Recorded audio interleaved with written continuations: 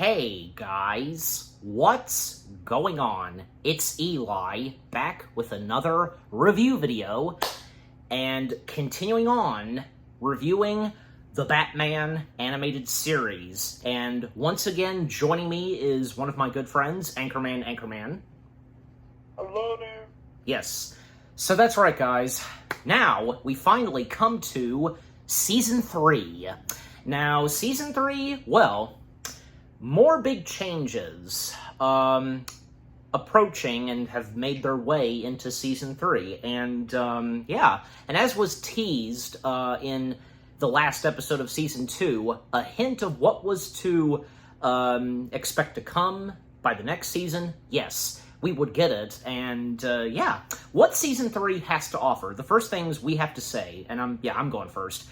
Season 3 of The Batman was, of course, another good season. The fact that more new changes would make their way to the show, and, you know, the more new adventures that the Batman himself would be put to the task to, and some missions that, you know, seem like, well, you know, how is Batman going to get himself out of this? How is he going to stop this? And with what these villains are doing here and there, just, yeah. And when a new face steps in, as was mentioned in the Season 2 finale, that, you know, with Commissioner Gordon finally stepping in the picture, and with Gotham seeming to, you know, settle down with Batman's presence in the city, and now that there's the Bat Signal, well, Commissioner Gordon most notably asking and, you know, wanting Batman to keep Gotham protected and safe for his daughter. And we, of course, know whom Gordon is referring to.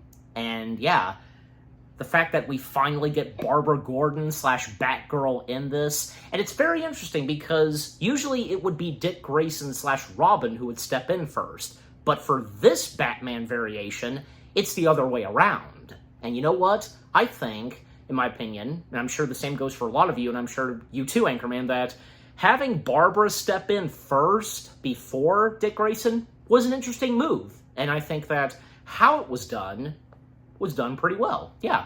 And some more new faces that step in, like the villains, you know, like one-off villains that we would get in this show. But of course we have the recurring villains from, say, Joker, Penguin, and, you know, of course, then the Riddler and Catwoman, and what fiascos they do in this season. Yeah, it's really awesome. And Hugo, what he's doing in this season is very interesting. Just, yeah. And the fact that, you know, more new familiar villains that appear in Season 3. Yeah, just, I really enjoyed Season 3 because with what it has to offer from beginning to end, and again, just overall, things get more awesome as this show proceeds, but yeah, okay. So now, we turn over to you, Anchorman. What are the first things you have to say about Season 3 of The Batman? I think it's a solid season to the show. I mean, I prefer the other two seasons, but this season has some really good stuff.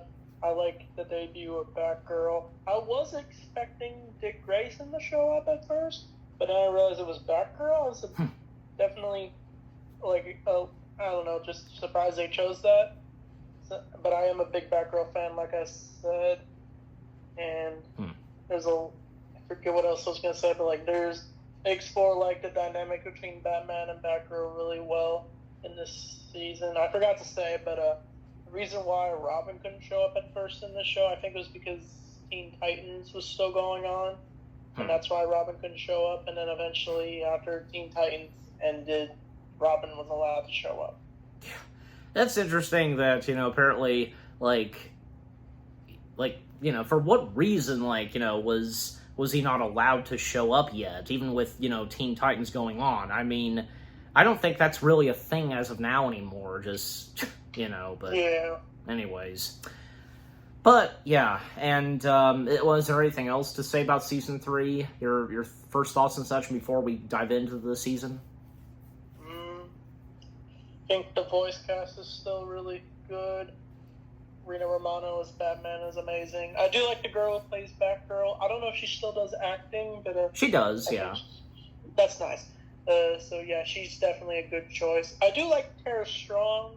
She's probably my favorite Batgirl voice, but if I had to pick someone else, it'd probably be her, Mm-hmm. the one that played Batgirl in this show. Yes. All right, so there you go. The first things me and Anchorman had to say about season 3. Now, diving into the show itself. So, first off, parts 1 and 2. Yeah, because literally, season 3 opens with a two-parter, and the two-parter being Batgirl Begins. Description / the story on both of them. Part 1. The daughter of the new police commissioner plans to follow in Batman's footsteps. Part 2.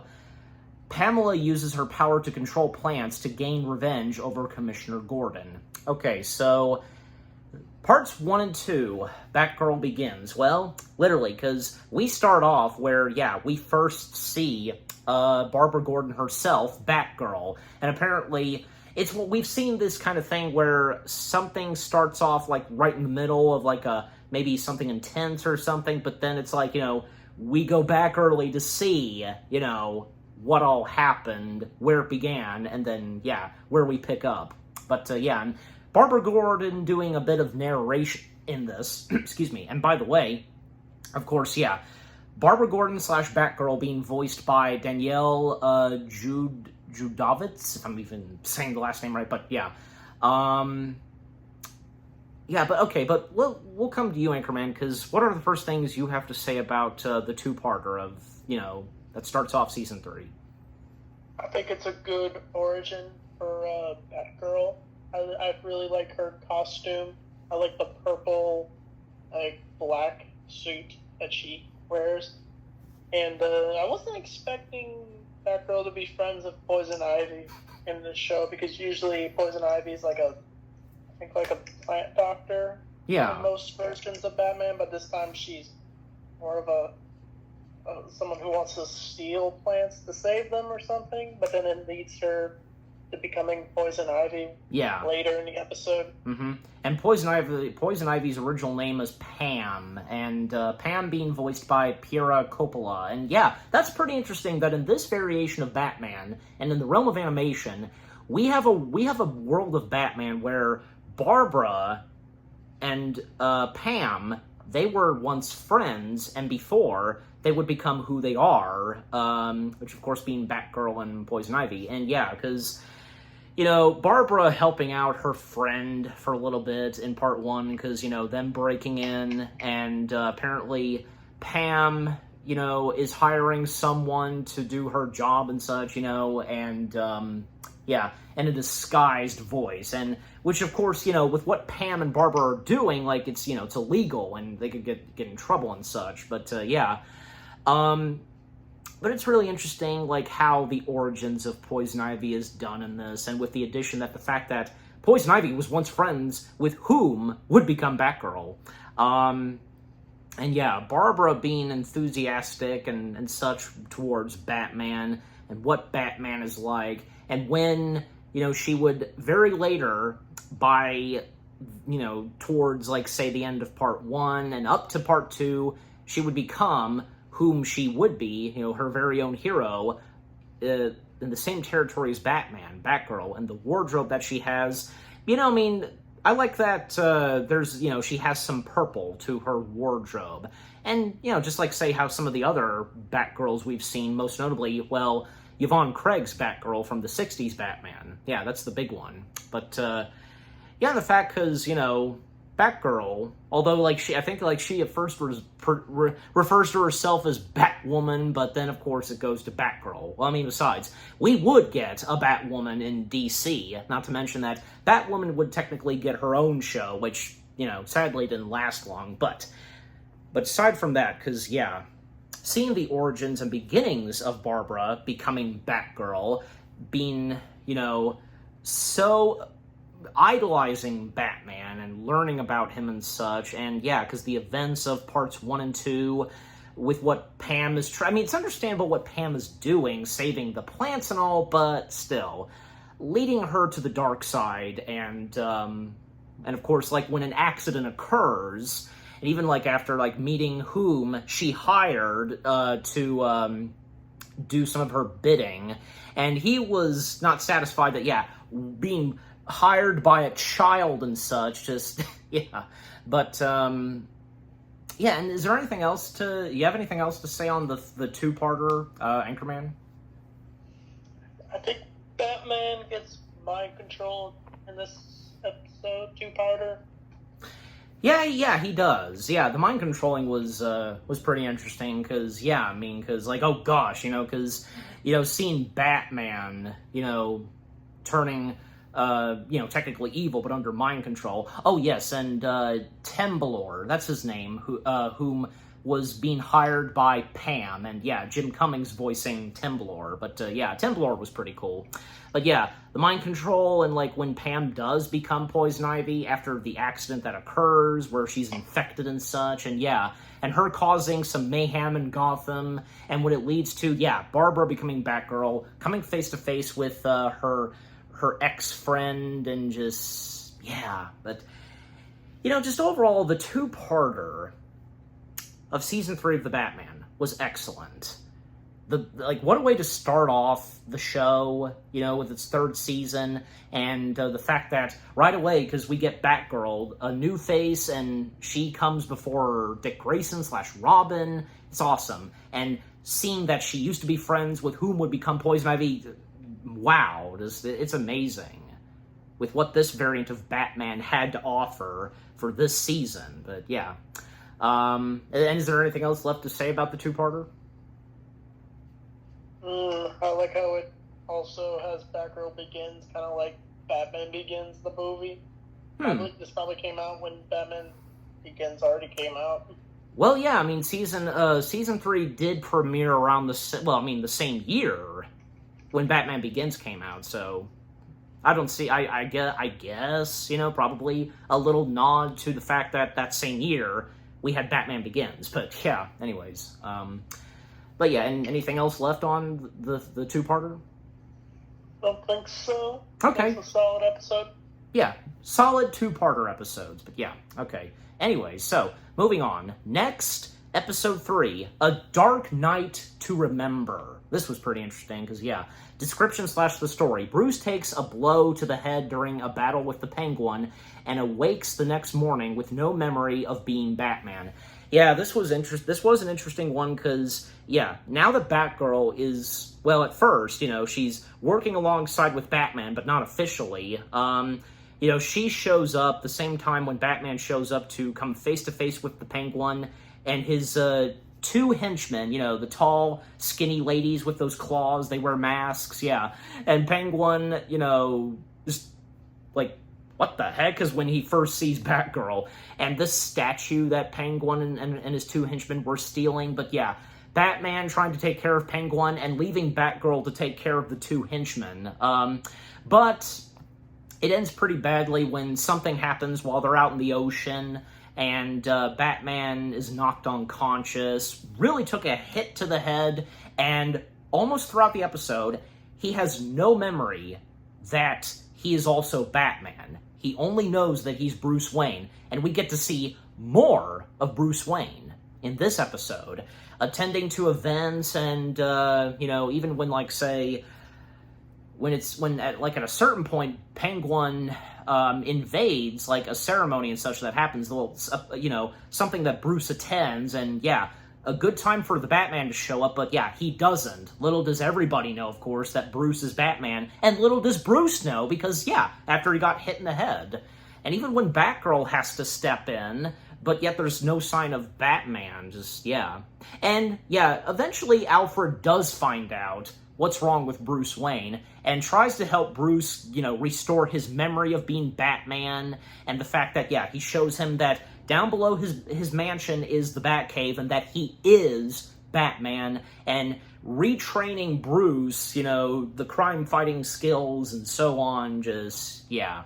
But, alright, so coming back to you, Anchorman, because what are the first things you have to say about Episode 3, A Dark Night to Remember? I was a bit confused by this episode, because I was wondering if Bruce ever got his memories back at the end of the episode, but I kind of did like the whole Batman trying to remember he not remembering he's Batman, and he kind of lives the life of Bruce Wayne. It's Yeah. like if Batman did not become Batman at all. He was just Bruce Wayne. Imagine if it was like that. Yeah, exactly. And by the way, because, yeah, I mean, Penguin at one point does capture Bruce Wayne, and, well, because as we all know, and when it began with Season 1, Penguin has a flaming hatred towards Bruce Wayne, and the fact that it should be, Cobblepot that's in the same territory as Bruce, but, yeah.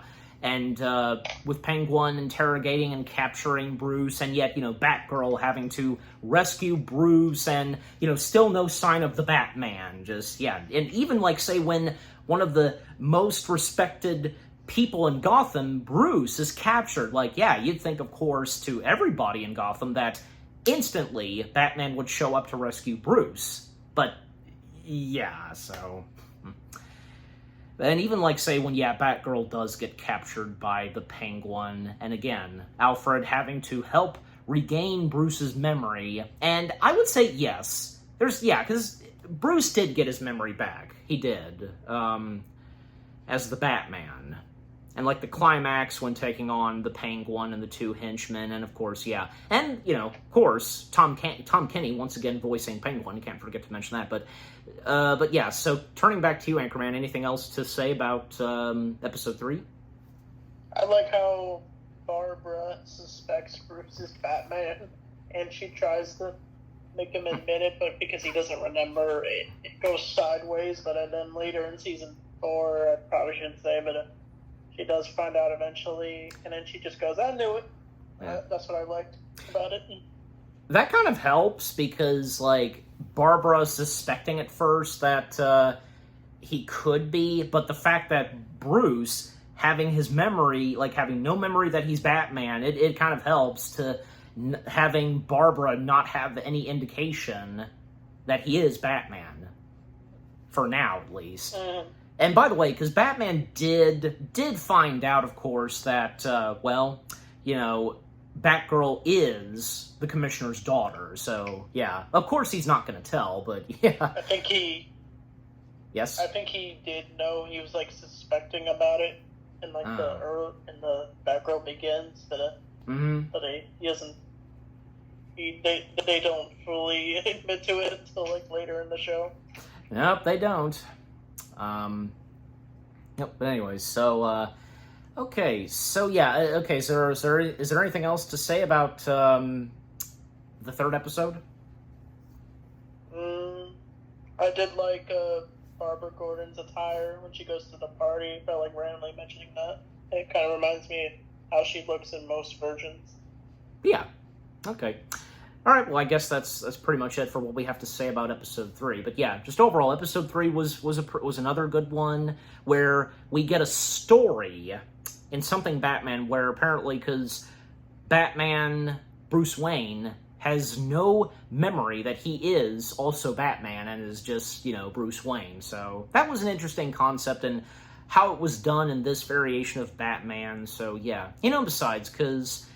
there have been other times, rare times, where, I think, even, maybe one or two episodes I can think of, that came from the Batman animated series in the 90s, where they did that, where we do get a good majority of Bruce Wayne in an episode. So, yeah. But anyways. There was an episode in this animated series where he forgot his memories, and he was sent to a labor camp. It was called The Forgotten. I reviewed that on my channel, but right. That was a good and episode. I can also think of one episode, and before, not to, well, I mean, it's still Batman, but still, but before we continue, because I will also mention this, even the Nostalgia Critic featured this in his top 11 best episodes of the animated series, where there is one episode where Bruce Wayne wakes up in a world where, he's not Batman. His parents are alive. However, Batman does exist, but it's not him. And he's going crazy. As much as That's a good one. As much as he would love for this to be real, he knows that it's not right. And as you said, you know what I'm talking about. And you obviously had seen the Nostalgia Critic's top 11 list of that. I mean, if in case you'd forgotten, but yeah, I'm just saying because that was in his top 11 list. Yeah, that's that's a good one. Yeah, that was a pretty interesting episode. So again, rare times where we would see something in whatever variation of Batman is that, you know, where we would get a good majority of Bruce Wayne. You know, and I can also think of very quickly, like, how we do get a good chunk of Bruce in the Batman movie from the 60s. Like, yeah, that. But anyways. So, yeah. But just overall, for Episode 3, A Dark Knight to Remember, that was another pretty good one. The concept of we get a good majority of Bruce Wayne, and the fact that in this one, he has no memory that he is Batman. That's great. All right, moving on. Episode 4, A Fishful of Felt. Description / the story. Arnold Wesker, the ventriloquist, completes his treatment at Arkham Asylum, but struggles to escape from his old sidekick, Scarface. Yeah, this was a pretty interesting one, and we get the return of, well, Arnold, the ventriloquist, and yeah. You know, and I know we talked about this when we reviewed, like, you know, seasons 1 and 2. Like, it's really hard to tell, like, whom is controlling who, like, and if, you know, and if, like, yeah, really, Arnold is being tortured and forced to work alongside with Scarface, like, this dummy who may really be alive and really have a personality of his own. Yeah, because, like, I mean, like, I know we talked about this, but, like, I mean, how do you still feel on that? Like, you know, if, like, Scarface really is alive and this ventriloquist is being forced to do his bidding and so on, like, you know where I'm going with this. Like, yeah, any comment? It's a good possibility that he could be alive. Yeah. And that's what makes it very psychological for the ventriloquist. There you go. And Scarface. Yeah. But this episode itself, because, when, at one point, Batman deals with, most notably Scarface, and getting them into Arkham Asylum, Arnold and Scarface, and even, like, yeah, getting appearances of, other villains that, appear in this episode, like Joker, most notably Joker and Penguin, and Professor Hugo Strange, whom is present in this episode. And, by the way, this would be the last episode where Frank Gorshin would voice Hugo Strange. And for that matter, this would be the last ever piece of Batman material where you have something that has both Adam West and Frank Gorshin together. Because, yeah, Adam West, of course, voicing the mayor of Gotham. But just overall, this is the last time that we would hear Frank Gorshin's voice as being the first / original voice for Hugo Strange in the Batman series. But yeah, so Hugo puts Arnold like in a treatment and such, and by separating Arnold from Scarface, and once again Arnold Wesker once again being voiced by Homer Simpson / Krusty the Clown himself, Dan Castellaneta, and and he also voices Scarface. Eventually Arnold, he, you know, for a little while in this episode becomes like a regular ventriloquist, not serving under the command of a demotic dummy. This time he has a dummy named Mr. Snoots, you know, and Mr. Snoots, I don't, because is it me or like Mr. Snoots almost kind of resembles like a Muppet or something. Kind of, but I don't know. I mean, do you have any recollection of Mr. Snoots and his appearance and look? Like, what do you make of it? And if you think so too, he kind of almost resembles like a Muppet like wannabe or something. He kind of does look like a parody of a Muppet. Yeah, there you go. Yeah. Die in this episode. And that's doesn't the puppet die?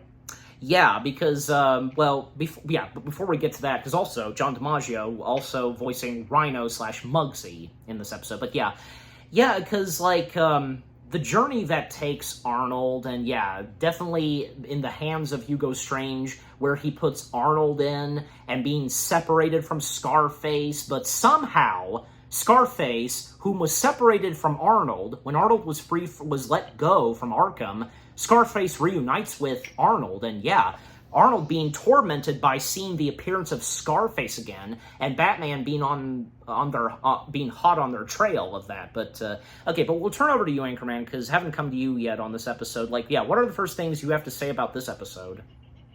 It kind of reminds me of the other episodes of Scarface.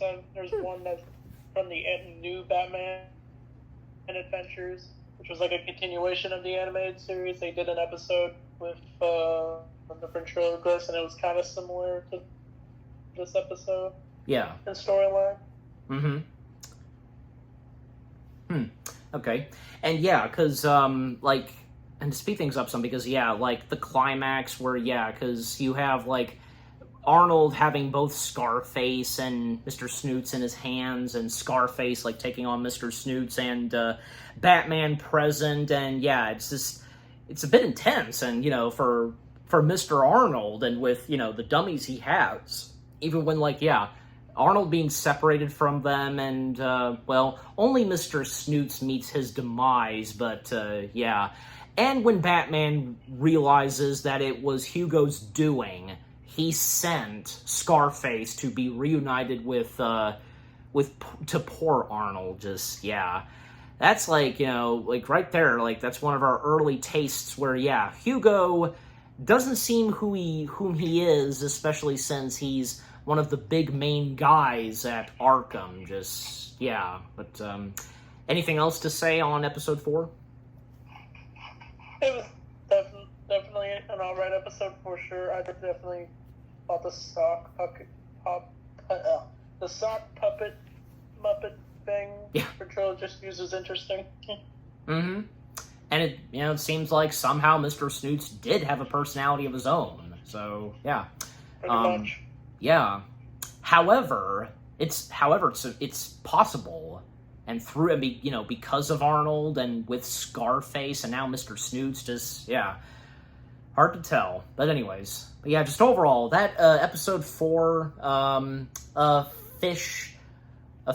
Fistful of Felt. Sorry, did I say fishbowl? Sorry, a Fistful of Felt. That was another pretty good one. Okay, episode 5. RPM, description / the story. Batman and Batgirl join forces to battle Gearhead, a thrill-seeking villain with the ability to control machines.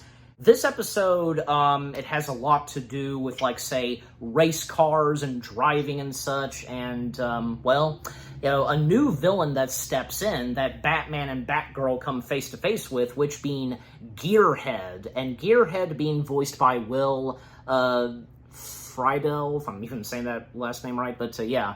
And also Fred Willard, he voices a Speedway announcer, and Commissioner Gordon and Alfred, of course, them appearing, but yeah.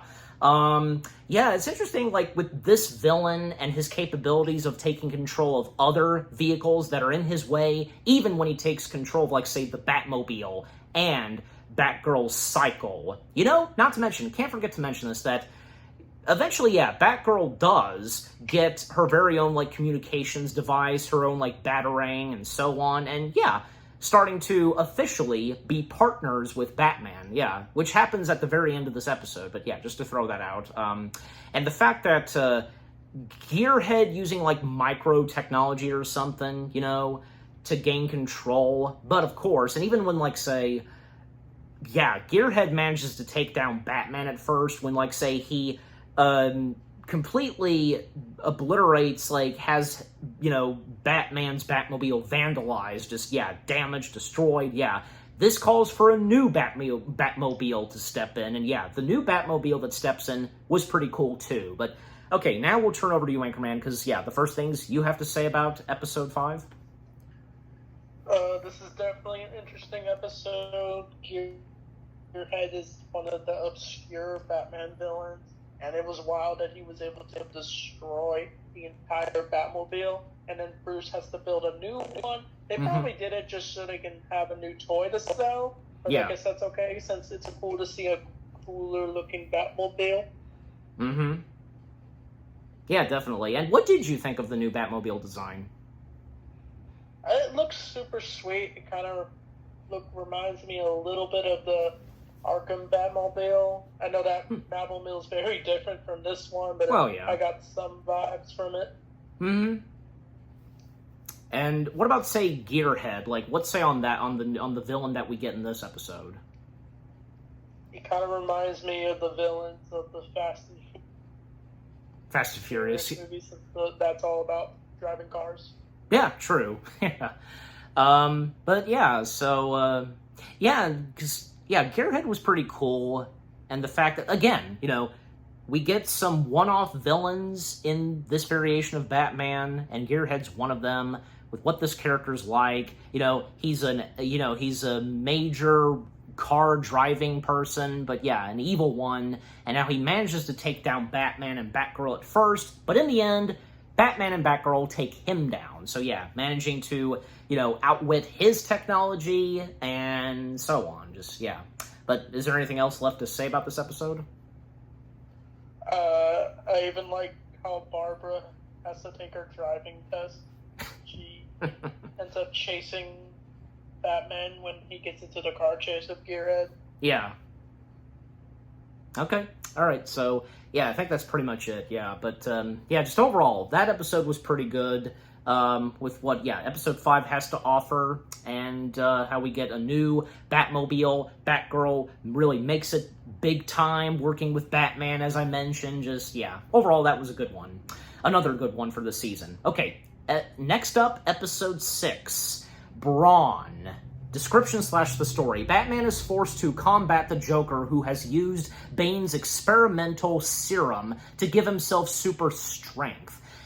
Yeah, another interesting one in the fact that, we have another episode, and I believe, this is like the first one for this season where we have an episode entirely centered on Joker, where, somehow Joker managed to gain, Bane's serum to make him big and such, and Joker really going humongous, first doing this at a circus, and the fact that Barbara's present, she tries to take on Joker as Batgirl, and she doesn't succeed, and even when Barbara, she tries to do some, weight lifting and so on, and it's funny even when Commissioner, sees what Barbara's doing, and her doing professional bodybuilding, and, that's my girl.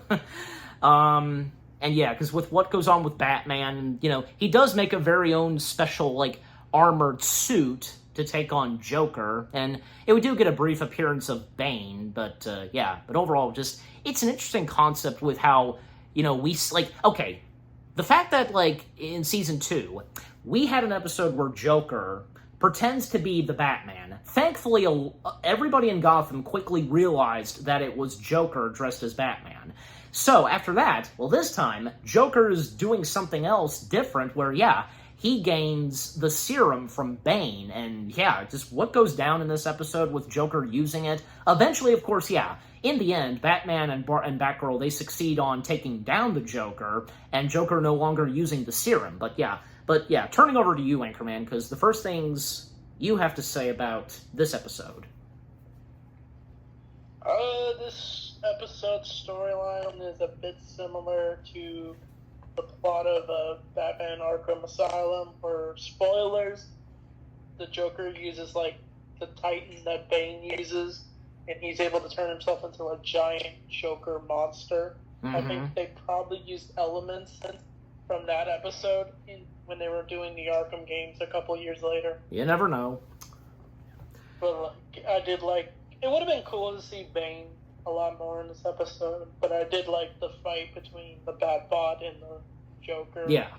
Jokerized monster thing. And if it would have been possible if maybe, I don't know, if we'd gotten more of Bane, I wonder, how Bane would have felt having seen Joker with the serum, and maybe Bane would have stepped in hey, that's my thing, buddy. Maybe he would kind of confront Joker about this, maybe kind of making an alliance with Batman or something. It's hard to tell, but even though we didn't get that much of Bane in this episode, it still turned out fine. And anything else to say about the episode? I even like the scene where Batgirl tries on the Batbot.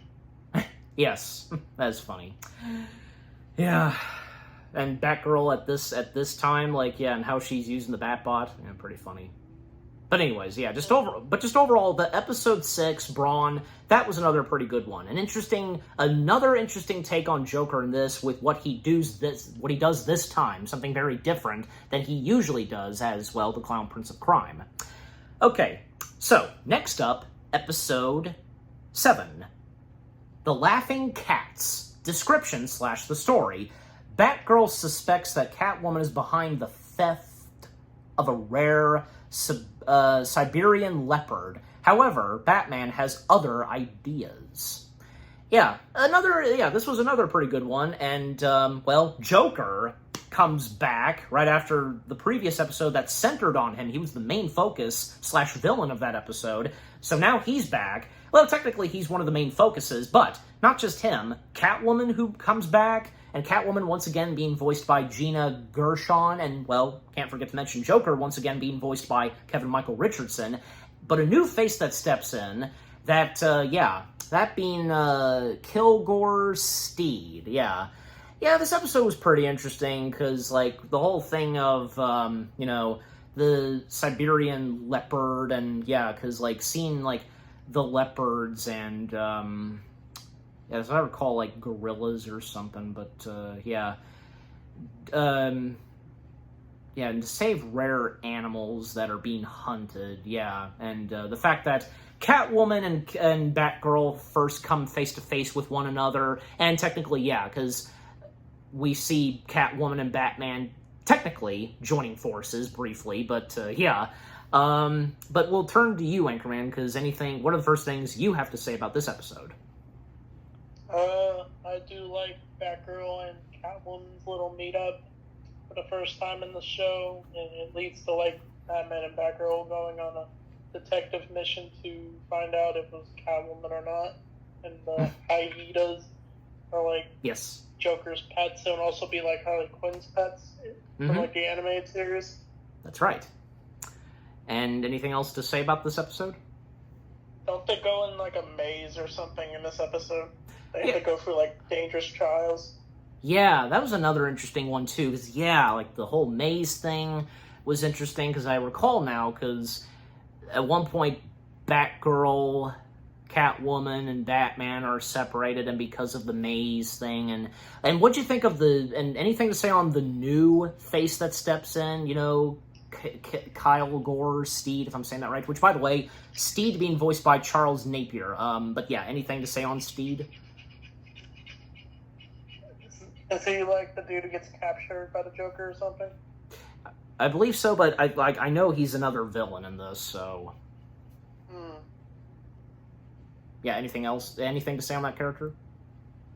I've had to rewatch that episode, because I don't know why, but, like, I remember most of these episodes, but I guess for some reason can't remember that character. Yeah, but I seem to recall that, he was a pretty interesting character, but, he was, I remember now, he was captured, and because of, like, the whole maze thing, and, with like this island that this island they're on, and the whole thing of the maze, and he's this one-eyed guy, this old man with an eye patch. He was a pretty interesting character, but what happens to him in the end, it's unfortunate, but just overall, because for all I know, that the Laughing Cats was a pretty good one. And, and again, briefly, because Catwoman and Batman joining forces, and that also goes for Batgirl. But in the end, Catwoman going back to her, cat ways and such, Anyways. But just overall, episode 7, that was good. Okay. Episode 8. Flares du Mal. I think I'm saying that right. Okay, so description / the story. Batman investigates why high-ranking Gotham politicians have abandoned plans for a new hospital in favor of preserving the city's green heiress. Okay. So, another episode where we would get Poison Ivy as the antagonist. And, because something goes wrong, and to Bruce Wayne / Batman's, from his point of view, because no longer in favor of a hospital that is to be built. Instead, this has to do with plants and so on. And turns out that, yeah, Poison Ivy is behind this, and where we learn that she makes clones of, say, the mayor, Commissioner Gordon, even Penguin, because we do get Penguin appearing in this episode, and when, like, yeah, at one point Batman discovers, like, all of whom he comes face-to-face with, even when, like, say, the commissioner and the police turn against him, they try to bring him in, it's not actually them. They're plants that are cloning and appearing as those characters and such. And the fact that Poison Ivy is keeping them hostage under sleep in these pods, and the fact that from the mayor, the commissioner, Penguin, and the police, they're in this fantasy/dream world where everything's happy and peaceful. You know, even seeing Penguin being so happy and joyful, it's pretty funny. You know, even when Batgirl and Batman, they do at one point get captured by Poison Ivy, and yeah, they find themselves in the dream world too. But thankfully, back at the Batcave, Batman's computer detects what's going on with Batman and in Batman's suit helps Batman to regain consciousness and to wake up and such, you know? But, yeah, but okay, we'll turn over to you, Anchorman, because, yeah, what are the first things you have to say about this episode?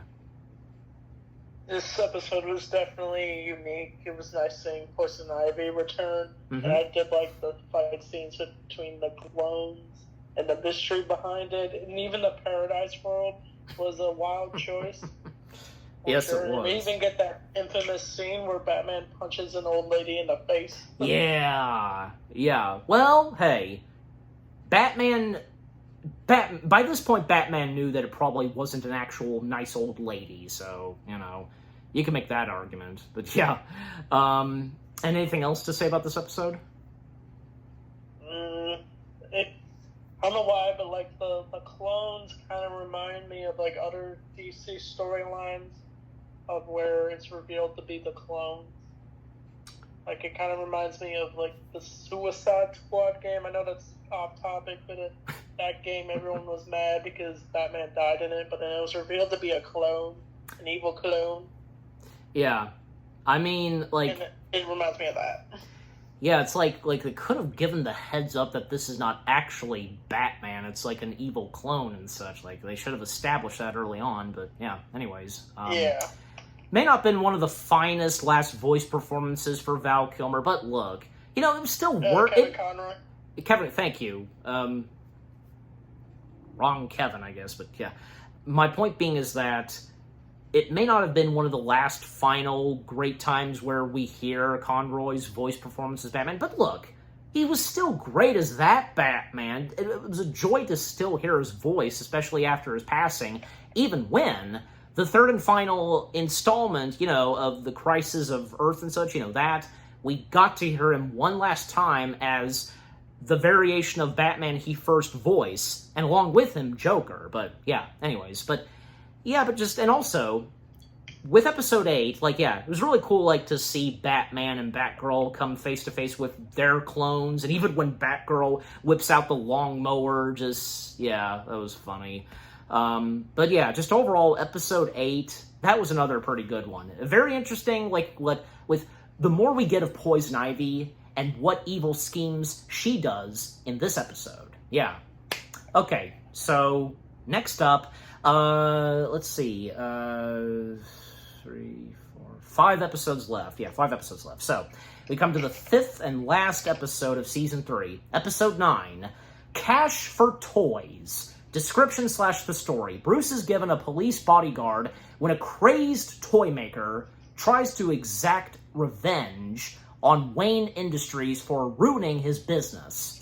This was another pretty interesting one, and apparently, because, yeah, yet another one-time villain we get in the Batman series, where, yeah, this villain by the name of Cosmo Crank, being voiced by, how can you not recognize his voice, because, yeah, he's got such a great voice, and for voice acting, Patton Oswalt, yeah, him voicing the main antagonist for this storyline of Season 3, and where we learned that Cosmo, he ran this toy business, but he went downhill because of Wayne Industries, and the fact that he seeks revenge on Bruce Wayne, and Cash, who once again returns, and once again being voiced by Patrick Warburton, is put to the task to keep an eye on Bruce Wayne at all costs to make sure that no harm comes near him. But the fact that Bruce can handle this himself, little does Cash know that Bruce is Batman. That was pretty funny, because the chemistry between Bruce and Cash in this, and yeah, Patrick Warburton, a delight to hear him voice acting too, just, yeah. And even how Alfred feels about Cash at times, and yeah, didn't talk about Alfred that much, because Alfred, of course, is once again enjoyable, and, great variation of Alfred in this, but yeah, moments with Alfred, and with this episode, they're pretty good too, but yeah. But we'll turn over to you, Anchorman, because, okay, we turn over to you, and what are the first things you have to say about Episode 9? It's a pretty good episode. I did like the return of Cash, and now he refers to himself as the wingman to Bruce Wayne. Yep. It was even funny when, he almost finds out Bruce is Batman, because he was so tired, he didn't bother to notice Alfred come out of the Batcave's elevator. Yep. And even when good thing. Bruce comes home after trying to investigate. Yeah, that was a relief. The villain, Cash thinks he was just out partying. Yeah. And speaking of the villain, because, yeah, what do you have to say about the villain in this, Cosmo Crank? I do like his design. I didn't realize Patton Oswalt played him. It just shows how wild they chose celebrity voice cast. You seriously did not recognize his voice? Nah, then I looked it up. I was like, oh, it's him? I remember him as Ratatouille. Yeah, as Remy. Yeah, but he's done more than that. But yeah, yeah, I know. He's right there next to Patrick Warburton, where he's got such a familiar voice, and when he, lends his voice to whatever animation material it is, just, yeah, both him and Patrick Warburton, they have both recognizable voices. But yeah, and anything else to say about this episode? I think the villain, even the toy maker guy, makes. I think he causes that little kid to cry. I thought that was funny. Yeah, that was pretty fun. Well, yeah, Cash causes a kid to cry, thinking that thinking that the kid's toy is, well, something from you know whom, but yeah, it's not. But yeah, the climax, and with, eventually Batman taking on Cosmo, yeah, that was pretty good and all. And yeah, Cosmo was a pretty good villain in this, and not to mention that he's loosely based off of an already existing Batman villain, but apparently, I guess, due to rights or something, they weren't able to use this villain, so they had to, make up a new villain very similar to that villain, which being Cosmo in this, but yeah, anyways. As far as I recall knowing, but yeah. Just overall, Episode 9, Cash for Toys, that was another pretty good one. And, like I said, Patton Oswalt and Patrick Warburton, both of them in this, and a delight to hear their voices, the characters that they play, it's really good. Yeah. Okay, so, moving on. So, 1, 2, 3, 4. Okay, so, the fourth to last episode, Episode 10. The Apprentice. Description / the story. Jealous that Batman has a new sidekick. Joker tries to mold a youthful prankster to become his apprentice. This was another interesting one for Joker because, we don't get Harley... Okay, you would think immediately that probably maybe he would find Harley Quinn or something, but no, at least not yet.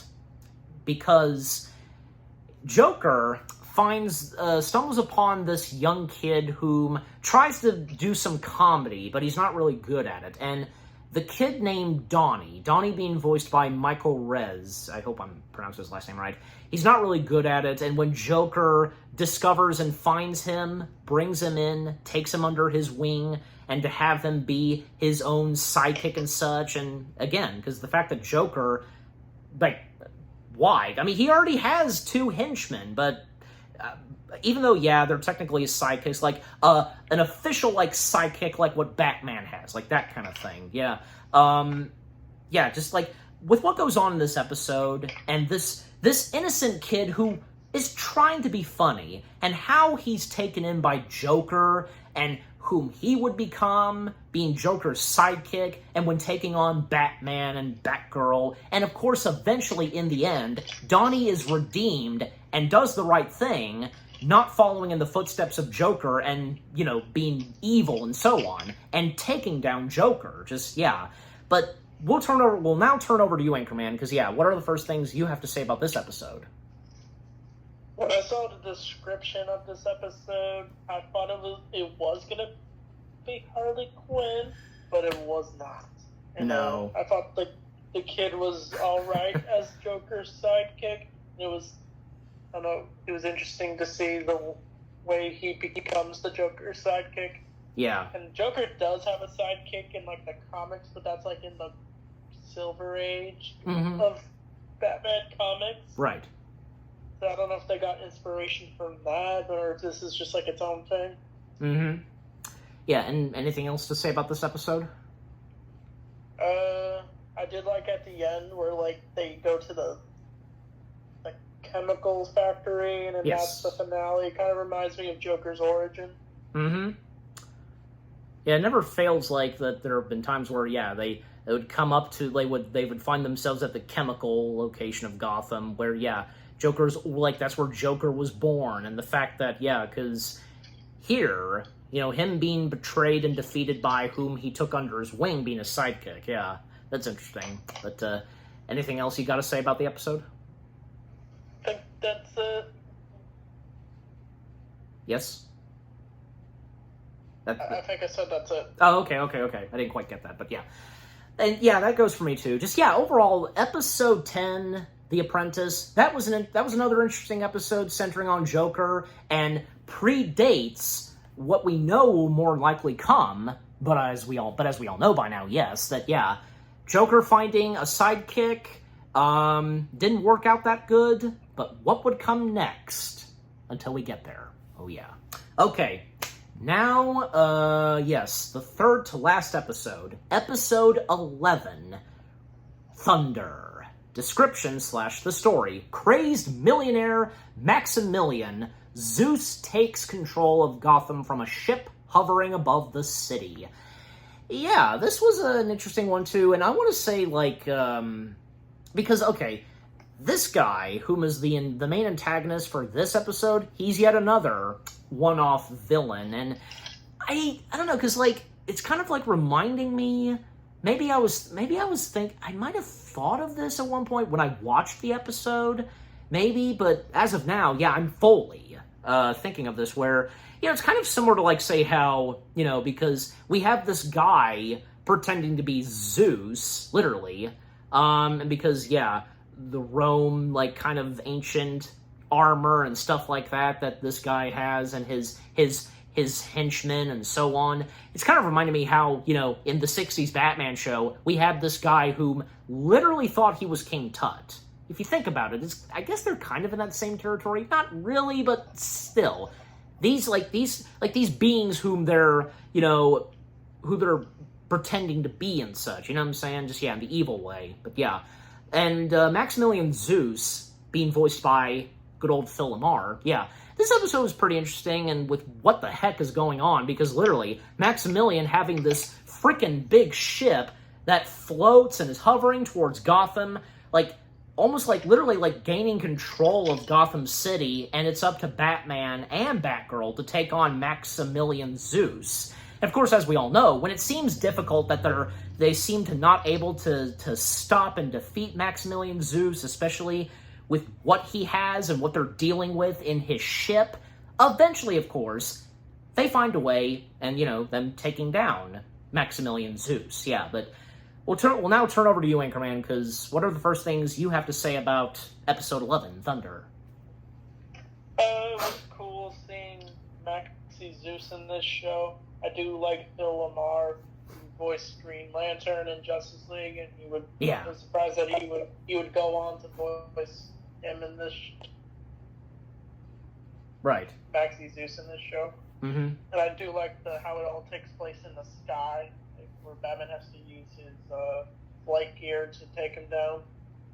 Mm-hmm. And refresh my memory, because, yeah, Maximilian Zeus, like, he of course had been in a lot of the Batman comics. Yeah, he's more underrated. I think he was in the animated series. He, like, appeared in one episode. Yeah, well, no kidding, because, yeah, I mean, this is the only episode we get in this variation of Batman of Maximilian Zeus, but, yeah. But, you know, overall, because it's always nice, if, you know, even if I brought this up before when we reviewed seasons 1 and 2, it's always nice to see that some of the underrated Batman villains, you know, they get their spotlight sometimes, and that's a good sign, just, yeah. I think that, yeah, the portrayal and how Maximilian Zeus was done in this variation of Batman was well executed. But yeah, anything else you've got to say about this episode? I think that's it for me. Yeah, the same goes for me, just, yeah. Just overall, yeah.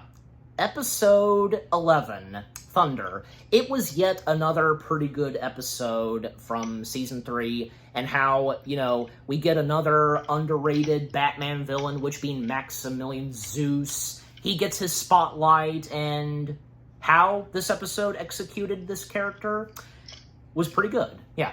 Okay, so, second to last episode, episode 12. The Icy Depths. I want to say that, I'll go ahead and say this.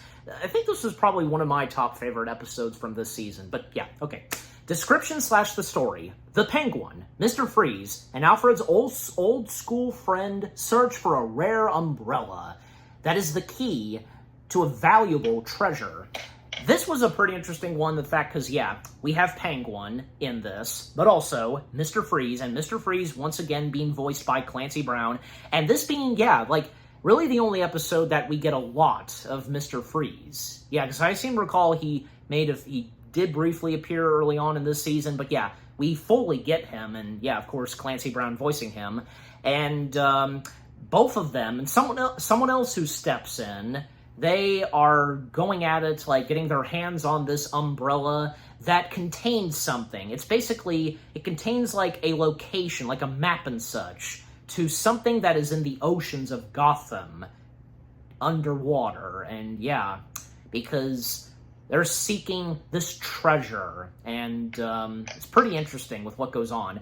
And the third one who steps in, who he, too, is searching for this lost treasure, is, again, an old school friend of Alfred's, Ewan. And Ewan being voiced by the late Ian Abercrombie. Yeah, and Abercrombie, probably, yeah, for a lot of us would be best known for being, well, actually, before I mention it, like, he's no stranger. Ian Abercrombie is no stranger to doing something DC, and for that matter, something Batman, because he did play Alfred. He played a variation of Alfred, and if you know this too, if you would happen to know this by any chance, Anchorman, that the late Ian Abercrombie, he did play Alfred in the canceled Birds of Prey series. That sadly only lasted for one season, so he had already done something Batman-related, and by playing Alfred Pennyworth himself. And, well, I, of course, have seen Birds of Prey, and you know what? No doubt, of course, because it's Ian Abercrombie. He never disappoints in anything that he had been in. Even if he had been in, say, something that was kind of suckish. Like, I can think of, say, the Garfield live-action sequel. You know, he was in that. But I think, yeah, he was enjoyable. So, yeah, because he's Ian Abercrombie. But, yeah, my point being is that, yeah, he was Alfred Pennyworth. And it's interesting to see that, yeah, in this, he plays a friend of Alfred's. But other works that Ian Abercrombie did, well, I remember him in, say, Mouse Hunt, but most notably, he was the main voice of Emperor Palpatine in the Clone Wars. And after he passed away, sadly, then Tim Curry stepped in, you know, for the end, like, the remaining of Season 5 and then to Season 6. But, yeah.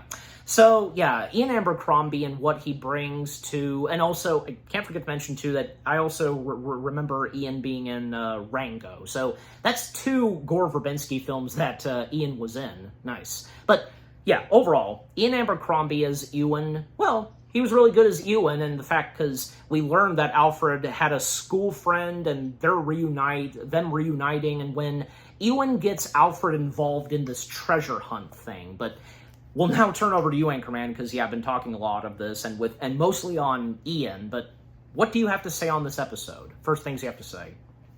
I do like the treasure hunt episode. I was not expecting that in this show. I even like Alfred's old colleague from college. And yeah. I do like Ian Crombie as his old friend. I kind of got like Sherlock Holmes vibes from his character. And my favorite role of Ian Crombie was probably Emperor Palpatine. Uh-huh. Yeah, because I think I want to say I did get those vibes too when I watched that episode where, yeah, the first time I watched it where, yeah, there's a bit of Sherlock vibes going on with Ewan, but, yeah. Just, yeah, like, with what this episode has to offer, it's a race against finding this buried treasure in this sunken ship between Penguin, Mr. Freeze, and Ewan. And even when, like, say, eventually, like, Ewan kind of, yeah, he pretty much, like, betrays his old friend Alfred, and even when Batman, of course, steps in, the fights between Mr. Freeze, Penguin, and Batman was pretty cool. You know, even when Penguin trying to melt Mr. Freeze, and we know Mr. Freeze's suit get up, and, yeah, Penguin's delivery of, "Why can't you stay melted?" Just, yeah.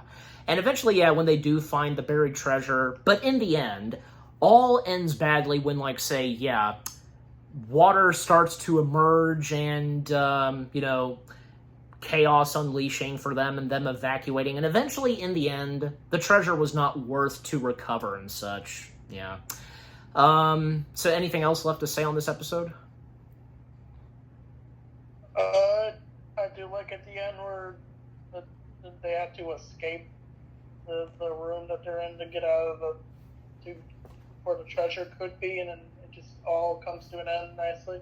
Yep, and sadly, Ewan got what he had coming and what he was doing, just, yeah. But at the same time, because he was rescued, and because, yeah, Alfred's still, you know, holding a soft spot for him, just, yeah.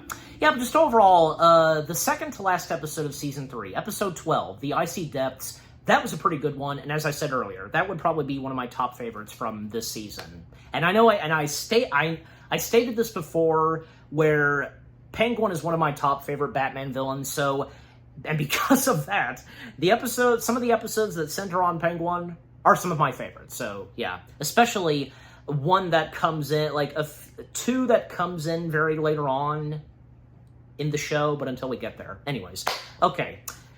Now we come to the last episode of Season 3, Episode 13, Gotham's Ultimate Criminal Mastermind.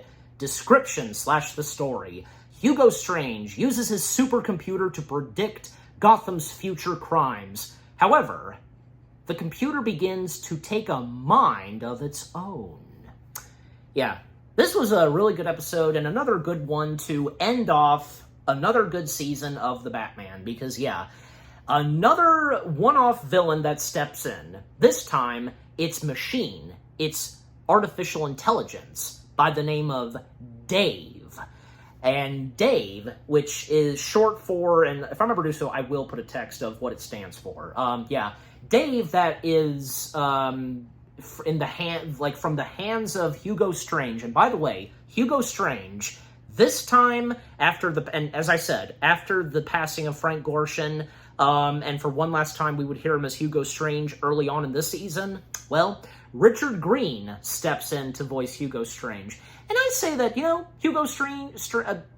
Richard Green as Hugo Strange for the rest of the Batman, well, he does a good job, and I'd say, yeah, sounding almost identical to Frank Gorshin, but there is a slight difference, you know, especially since, you know, with how old Frank Gorshin was and how his voice sounded and with his vocals when doing Hugo Strange, but still, not, again, just overall, not to say that Richard is bad at, you know, filling in for Frank Gorshin, he is, but still.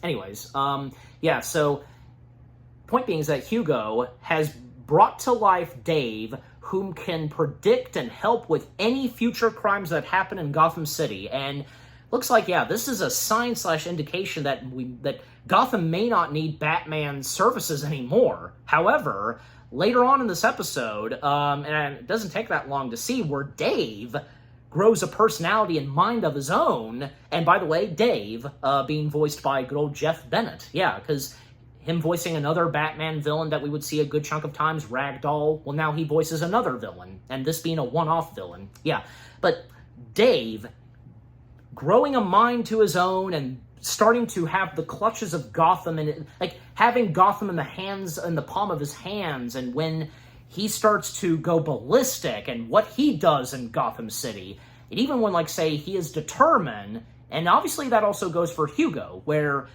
determined to know the identity of Batman, eventually Dave does find out who Batman is, and will soon announce this publicly, most notably to Gotham, that Bruce Wayne is Batman. And golly, because even when, like, say, Dave interrogates Wayne Manor, he takes Alfred hostage, and when Batman tries to take on Dave, and it really seems impossible. Another one that seems impossible for Batman to take on Dave. You know, not to mention that in some of the last episodes, like the last 2 episodes, we don't get Batgirl's presence. It would have been nice, but at the same time, it worked out fine with Batgirl not being there, Barbara Gordon, but yeah. But we'll now turn over to you, Anchorman, because what are the first things you have to say about the last episode of Season 3? This is probably my favorite episode of this season. I like how intense it really is. Oh, yeah. With Dave, like, I wasn't expecting him to be so super intelligent that he's able to figure out Bruce is Batman. And he does. Like how he even reveals that how he did it. And it almost leads Batman to almost fail, but then he rises up and is able to defeat Dave. Yeah. In the end. Mm-hmm. Because, yeah, it does seem like all hope is lost, that if there's any chance that Batman is able to take down Dave, because how Dave seems unstoppable. However, in the end, managing to do so, even when, like, say, when we saw Alfred, you know, in chains on a chair, he managed to break those chains, because, yeah, Alfred being strong still, and some of the items that are in the Batcave, like the giant penny or something, you know, like, that's the one item that officially defeats and takes down Dave. And yeah, just the climax to this, and yeah, because you're right, because it's intense, and you know, and this being the final episode of the 3rd season, where, yeah, because man, like, how is Batman able to solve this and to stop Dave? But in the end, he does so. Yeah, Dave meeting his demise. Nobody knows whom Batman is. That doesn't get out, thankfully. And in the end, Hugo gets what's coming to him. Now, he's put behind bars in Arkham Asylum. Yeah, because again, Dave was his doing. He was responsible for Dave. And, you know, just something, and as I said earlier, just something about Hugo throughout his early appearances in the show just seemed off. And, you know, he did help out at times, and especially how to take down some of the villains, but man, what he does in the final episode of this season, oh yeah, very interesting.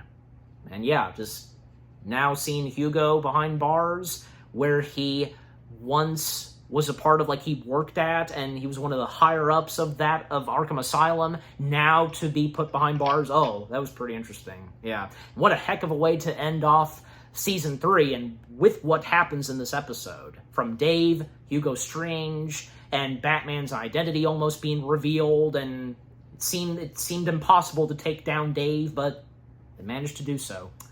But yeah, and anything else left to say on the final episode, Anchorman? This is technically the last solo Batman episode where he's doing stuff alone. Yeah. You're right. Because the rest is just Robin with him or Batgirl. Yes, both of them, yeah. Yeah, because the last 2 episodes for this season, like, well, I mean, yeah, because a few where it only had Batman on a solo mission, but yeah, that was interesting. Anything else you've got to say on the last episode?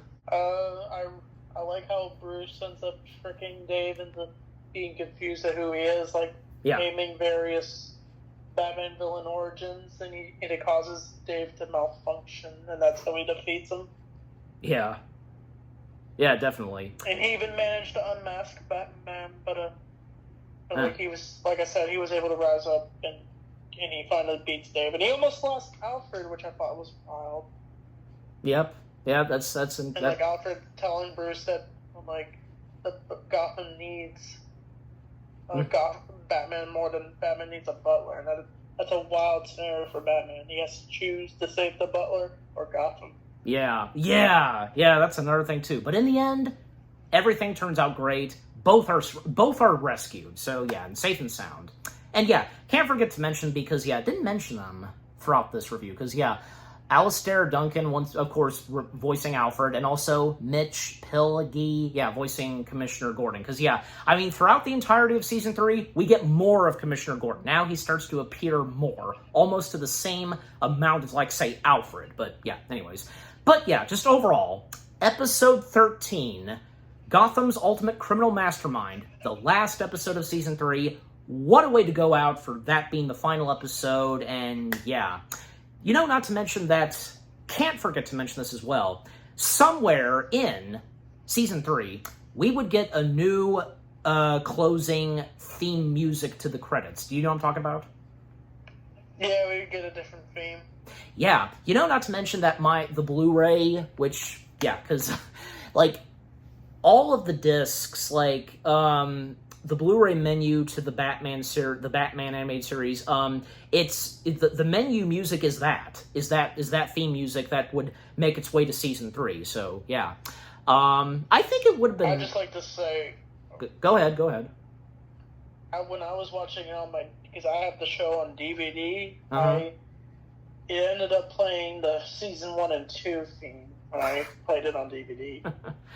Yeah, and that's the thing, because I was going to say this, where, it would have been nice, I think, but not that I want to make a big deal about it, but I just think that, the first discs of the Blu-ray copy I have, the official complete set of the Batman animated series on Blu-ray, it would have been nice if, the first, 1 or 2, 3 discs of, say, Seasons 1 and 2, would have been nice if if the menu music for those is the end credits music of Seasons 1 and 2. And then, of course, when it comes to Season 3, that music playing. But again, not that I want to make a huge deal about it, I'm just saying, because it would have been nice, but and like what you said, Anchorman, but So, because overall, at a certain point in Season 3, and when Batgirl stepped in, we had a new intro, and with that, a new piece of end credits music to the show. But, alright. But so again, Episode 13 was a great way to end off Season 3, and Season 3 altogether, the entirety of Season 3 was excellent. Everything about Season 3 from beginning to end was pretty good. Unique, and, what you said, Anchorman. The storylines and what new adventures and crime-fighting stuff that happens, that goes on with Batman, Batgirl stepping in, some familiar villains that, of course, make their return, new villains that step in, most of them being one-off villains, and things that were very intense, the climax, the fighting stuff, the crime-solving, Overall, I enjoyed the Batman Season 3.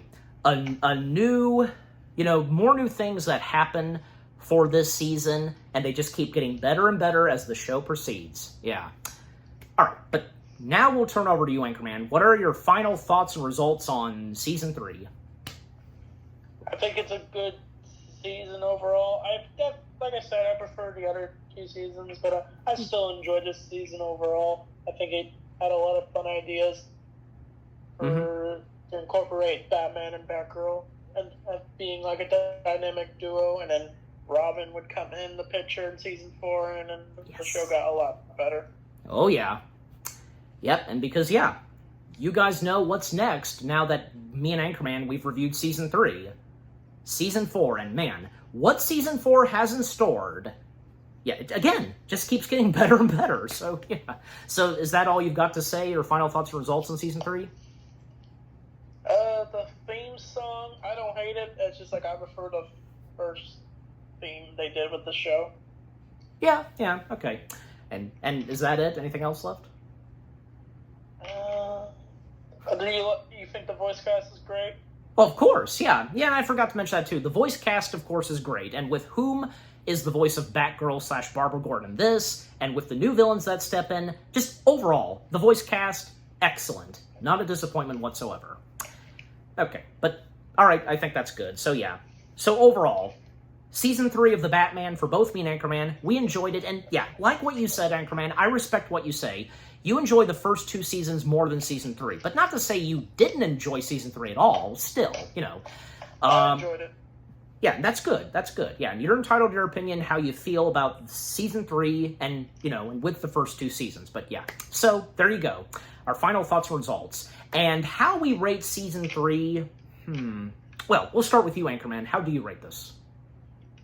I guess a 10. Okay, well, you know, hey, what the heck? Same goes for me. For both me and Anchorman, we give Season 3 of The Batman 10 out of 10 stars.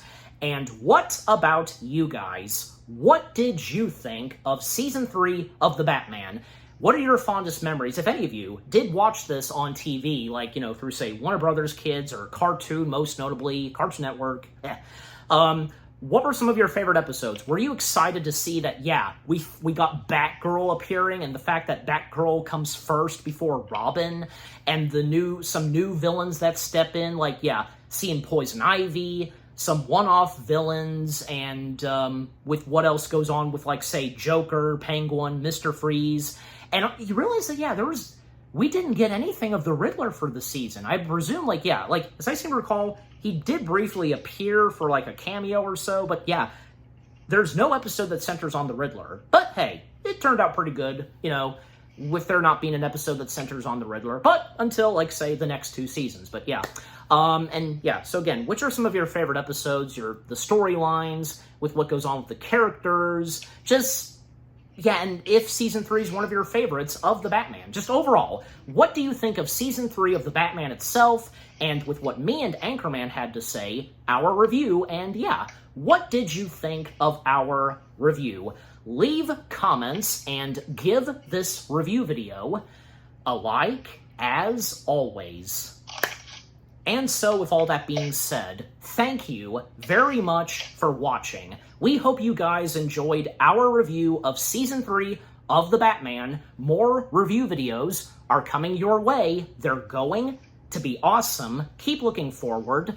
And we will see you guys in the next episode.